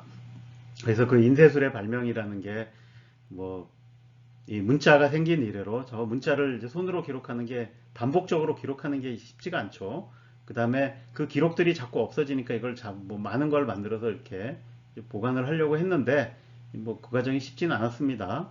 그래서 뭐 여기 나온 대로 이렇게 목판에다 새겨서 그걸 여러 번 이제 찍어내는 하거나 아니면 이렇게 금속 활자에다가 조판을 할 수 있도록 이런 것도 다 시도했는데 결국은 이게 대량 생산에는 결국 이것도 이렇게 아주 효과적이진 못했던 거죠. 충분히, 그러니까 뭐 아주 못했다기보다 충분히 이제 못했다는 거죠. 사회 변혁을 일으킬 만큼 안 됐다가 그 계기가 된 거는 이제 인쇄기라는 이제 프레스 머신이라고 부르는 그런 게 구텐베르크에 의해서 발명이 돼서 그런 거죠. 이게 사실 이 매체와 형식이라는 측면에서 보면 이미 인쇄에 들어가는 종이나 잉크 뭐 그다음에 이 형식인 문자 이런 건 다 있었죠. 그러니까 이 인쇄술이라고 하는 것이 이 방면의 혁신이 아니라 사실은 이 속도와 비용의 혁신이라고 볼 수 있는 거죠. 그러니까 그걸 통해서 결국 우리가 이 싼 값에 대량으로 보급을 할 수 있게 돼서 여러분들 이렇게 이제 이 인쇄하는 장면 사진이고 그걸 통해서 이 유럽의 책이 얼마나 보급이 늘어났는가를 보여주는 그래프입니다. 이게 15세기 이때 이제 인쇄술이 등장한 거죠. 인쇄술이 등장하기 전에 이 정도였다 그러면 이게 16세기, 17세기, 18세기로 가면서 엄청나게 늘죠. 그래서 이 지식 정보에 대한 이 대중적 접근성이 크게 늘어나면서 이 지식이 이제 굉장히 이제 빠르게 진화하는 이제 계기가 됐던 거죠. 그래서 이게 정말로 문자가 가진 장점을 사회에 제대로 실현하는 그런 계기가 됐던 거죠. 이런 걸 보면 이 정보의 혁신, 뭐 또는 혁명이라고 하는 것이 이 정보의 내용뿐만이 아니라 그러니까 형식, 매체, 조합이 이게 전체적으로 이 딱 잘 맞아 떨어질 때 이 정보가 이 사회를 움직이는 힘을 발휘하는 게 아닌가 하는 거를 그런 측면을 이제 볼 수 있습니다. 자, 이 15세기에 인쇄술이 있었다 그러면 이제 그 19세기에는 이 전기가 등장을 했습니다. 근데 이 전기라고 하는 것이 그 조금 우리가 돌아보면 사실은 그 생명체 내에서 이미 활용이 되고 있습니다. 그래서 우리가 잘 몰랐을 뿐이었던 거죠. 그래서 그 신경계에 보면 이 신경계에서도 그 멀리 떨어져 있는 이제 그 감각기관하고 그 운동기관하고 그다음에 이 중앙신경계를 다 연결을 하는데 이 화학적인 방법으로 전달을 하면 너무 느려요. 그래서 이 방법은 안 좋으니까 결국 뭘 개발했냐면 바로 신경세포를 만든 거죠. 근데 그 신경세포라고 하는 것이 물론 그 세포 안에서 화학적으로 전달되는 부분도 있지만 대부분의 구간을 전기신호로 전달이 되도록 그게 이제 뉴런이라는 신경세포의 하는 역할인 거죠. 그래서 거기서 이미 전기신호라는 걸 이제 채택을 해서 쓰고 있었던 거죠. 그래서 굉장히 빠른 정보 전달을 하고 있었는데 이제 그렇다라는 사실 이런 것들을 전반적으로 이제 이 19세기에 이 전자기 현상에 대한 이해를 하면서 비로소 이제 전기의 시대가 열린 거죠. 그래서 이 전기라고 하는 것을 정보의 매체로서 한번 여러분들이 생각을 해보세요. 어떤 좋은 점이 있는가? 그러면 이 전기는 전달되는 속도가 굉장히 빠르다는 거죠. 그 다음에 이 전달되는 범위도 그러다 보니까 굉장히 넓게 갈 수 있어요. 그러니까 이 전선만 깔면 그러니까 굉장히 멀리 빨리 보낼 수 있고 그 다음에 한꺼번에 여러 군데도 보내는 거 얼마든지 문제가 없어요. 그래서 이런 그 전기의 빠른 전달 속도와 확장성이 이 정보 전달에 이제 공간적 제약을 허물 수 있었던 거죠. 그래서 바로 그 전신이라는 게 생겼고 그 다음에 그 전자기파를 이용한 무선 통신 뭐 이런 것도 생겨서 이제 이 완전히 새로운 이 정보 전달 이제 수단을 이제 얻은 거죠. 근데 이게 이 단순히 정보를 전달하는 수단을 넘어서서 이제 이 새로운 도약을 20세기에 맞이하게 되죠. 그러니까 그건 바로 이제 그 컴퓨터의 등장인 거죠. 이 컴퓨터라고 하는 것은 이 매체와 형식이라는 관점에서 보면 이 매체는 전기인 거죠. 그 다음에 형식은 이제 숫자를 이제 채용한 겁니다. 근데 이 숫자라고 하는 것이 앞에서 얘기했듯이 이게 굉장히 훌륭한 것임에도 불구하고 이걸 그 진가를 발휘를 못하고 있다가 드디어 이제 전기를 만남으로써 진가를 발휘하게 되는 거죠. 그리고 이 전기가 이제 이 전기를 전기 신호를 빠르게 처리할 수 있는 이 반도체라는 재료가 등장함으로써 이 많은 양의 정보를 굉장히 빠르게 처리할 수 있게 된 겁니다. 그러니까 그럼으로써 인간이라고 하는 그것이 이제 두뇌라는 훌륭한 이 정보 처리 장치, 정보 획득 장치 뭐 이런 걸 가지고 있지만 거기에 보조적인 수단으로서 뭐 어떤 정보를 훨씬 더 빠르게 처리할 수 있고 많은 양을 처리할 수 있는 획기적인 장치를 이제 하나 이제 얻게 된 거죠. 예. 근데 이것이 그 다음 단계로 또 이 인터넷이 등장하면서 이 인터넷이라고 하는 것이 결국 이 컴퓨터 사이에 또 연결망을 이제 만들어 준 거죠. 근데 이렇게 그 정보라고 하는 것이 처리로 끝나는 게 아니라 그게 서로 소통이 되고 공유가 될 수 있어야만 이제 진짜로 이 위력을 발휘할 수 있는 거죠. 그러니까 그런 의미에서 이 인터넷이라고 하는 것이 컴퓨터 사이를 다 연결을 이제 하게 됐고, 그 다음에 그 인간이 또 컴퓨터하고 뭐 굉장히 여전히 그 옛날 방식이긴 하지만 우리의 이 눈과 손으로 연결이 되어 있죠. 그래서 어쨌든 연결이 되어 있는 거죠. 그래서 이걸 통해서 그러니까 전 세계에 있는 인간이 이렇게 다 연결이 되는 그래서 이 커다란 이제 변혁을 가져올 수 있었던 거죠. 그러니까 이 변혁이 과연 어느 정도까지 이제 우리 사회를 바꾸고 인간을 바꿀 건가는 현재로서는 우리가 현재 살고 있기 때문에 쉽게 짐작은 안 되죠. 그렇지만 엄청나게 바꿀 것이라는 것은 거의 이제 확실해 보입니다.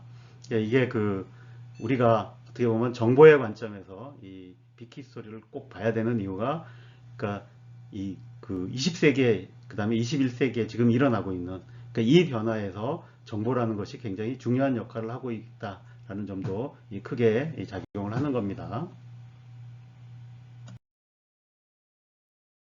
자, 이번 수업에서는 이 정보의 관점에서 이 빅히스토리에서 일어났던 여러 가지 그 일들 중에 그 의미 있는 사건들이 무엇인가 라는 것을 이제 살펴봤습니다. 그래서 이 그 가장 큰 스케일에서 보면 크게 이제 우주의 정보, 생명의 정보, 그다음에 문화의 정보 이런 걸 봤고, 그다음에 거기서 우리가 어떤 것에서 큰 의미를 찾을 것이냐. 이제 가장 큰 의미는 결국 이 정보라고 하는 것이 이제 그 의미라고 하는 것은 결국 공유된 정보가 얼마나 많으냐라는 것에 중요한 요소인 것 같고, 그러니까 그렇기 때문에 이 자기복제 체제를 이제 만들어냈다라는 것이 굉장히 중요한 이제 단계였고, 그 다음에 이런 자기복제 시스템이 돌아가려면 결국 에너지라는 것이 꾸준히 들어와야 되기 때문에 결국 그 에너지를 어떻게 획득할까라는 것과 맞물려서 그런 거에 관련된 정보 처리가 결국 이제 중요하게 이제 이 작용을 했다. 그리고 그런 정보 처리 그런 것들이 그 에너지를 더 얻기 위한 그 전략으로서 계속 그 발전의 동력을 얻어서 굉장히 많은 발전이 있어 왔다라는 것을 이제 쭉 이제 봤습니다. 그래서 여러분들도 그뭐 이런 관점에서 한번 살펴보고 여러분들 나름대로의 뭔가 이 재미있는 그 이제 아니면 흥미로운 사건들을 이제 찾아봤으면 좋겠습니다. 사실 이런 시도들이 이렇게 그 아직 많이 되어 있는 것이 아니기 때문에 그래서 저도 이게 지금 오늘 한 얘기 중에 사실 자신 없는 얘기들이 많이 있습니다. 확실하지 않은 얘기도 있고 심지어 완전히 잘못된 얘기일 수도 있는데 그러니까 그런 것들을 여러분들도 한번 같이 생각을 해보시고 이제 이 뭐 과연 그럴듯한 얘기인지 아니면 뭔가 오류가 있는 얘기인지 그 의견을 나눌 수 있었으면 좋겠습니다. 자, 오늘 수업은 이것으로 마치도록 하겠습니다.